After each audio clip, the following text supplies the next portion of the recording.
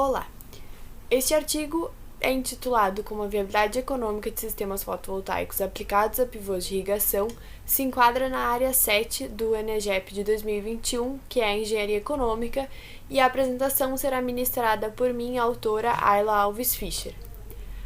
Além da Ayla, nós temos como autores o professor doutor Cristiano Ros, da Universidade Federal de Santa Maria.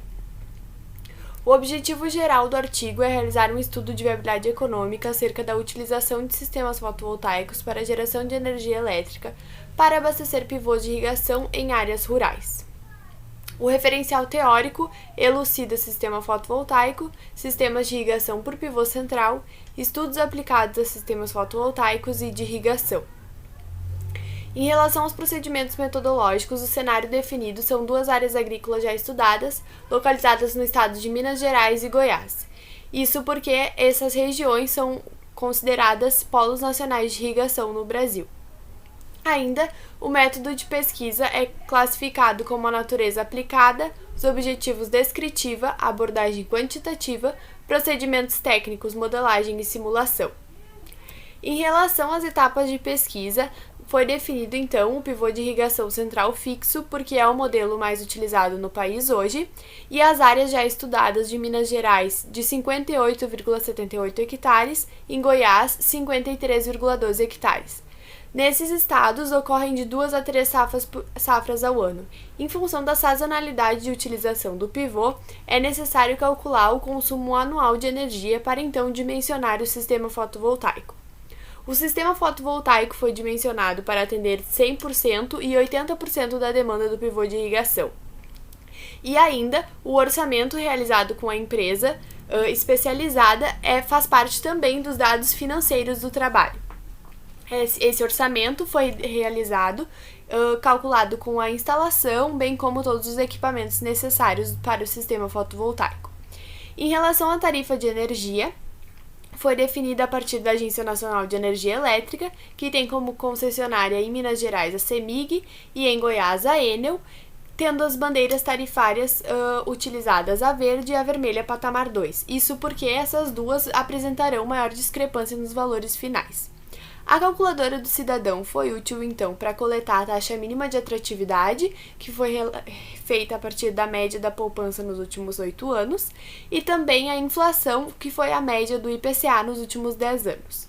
Ainda como dados financeiros, nós temos a manutenção do sistema fotovoltaico, com a limpeza periódica dos painéis, e a depreciação do sistema fotovoltaico, do investimento, que é de 25 anos, utilizando, então, o método linear.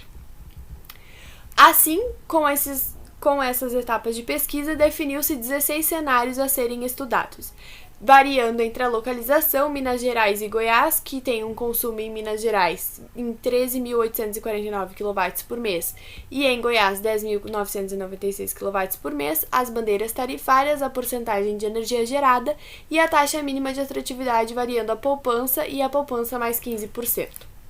O cálculo da demanda de energia foi realizado utilizando então os dados do estudo de Barbosa, em Minas Gerais, que tem como o conjunto motor-bomba uma potência de 113 kWh e uma média de irrigação de 600 mm ao ano.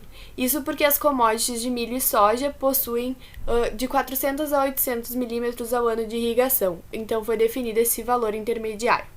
A lâmina aplicada pelo pivô de Minas Gerais é de 3,78 mm por período e o tempo de giro de 9,24 horas, totalizando assim um total anual de funcionamento de 1.446 horas e uma demanda anual de energia de 166.188 kWh por ano. Já em Goiás, o pivô tem um conjunto motor-bomba com 71 kWh de potência, e aí, utilizando também a irrigação média de 600 mm ao ano, aplica uma lâmina de 6,6 mm por percurso e tem um tempo de giro de 17,3 horas. Assim, o total anual de funcionamento é de 1.854 horas, e a demanda anual de energia é de 131.603 kWh por ano. A tarifa de energia elétrica foi baseada no fato de que os pivôs têm um funcionamento de no máximo 21 horas por dia, que são os horários fora de ponta, E as instalações estão classificadas como Grupo A, Subgrupo A4 e a modalidade tarifária verde.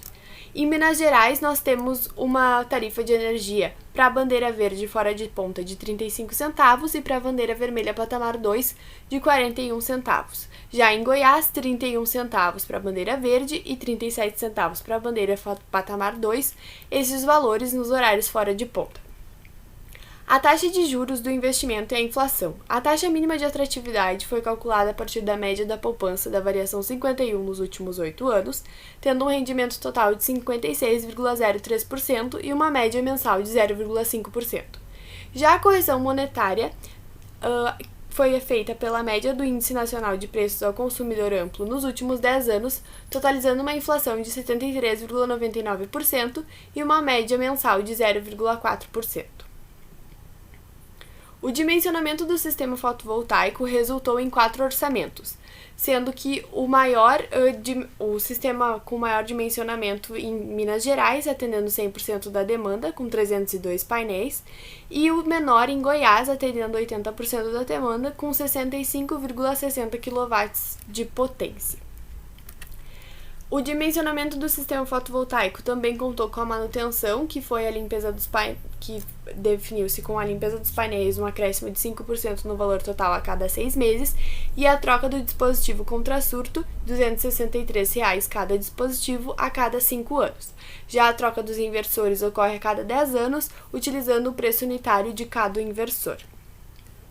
A análise de viabilidade econômica considerou o valor do investimento no sistema fotovoltaico, as bandeiras tarifárias acrescidas do ICMS, a correção monetária, a taxa mínima de atratividade, o custo total com manutenções preventivas, olhando um horizonte de 25 anos, e também a receita foi calculada a partir da energia média gerada por mês, multiplicada pela tarifa de energia correspondente mais o ICMS. Assim, resultou-se que os 16 cenários apresentaram-se viáveis economicamente.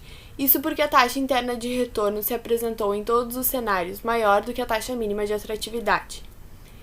O Levelized Cost of Energy calculado também corrobora com esse resultado, porque todos os valores apresentados são menores que as tarifas de energias que nós pagamos pela concessionária. Neste gráfico, nós podemos ver o valor presente líquido e o Levelized Cost of Energy para Minas Gerais, apresentando então o valor presente líquido acima de zero em todos os cenários, corroborando com a viabilidade de todos os cenários.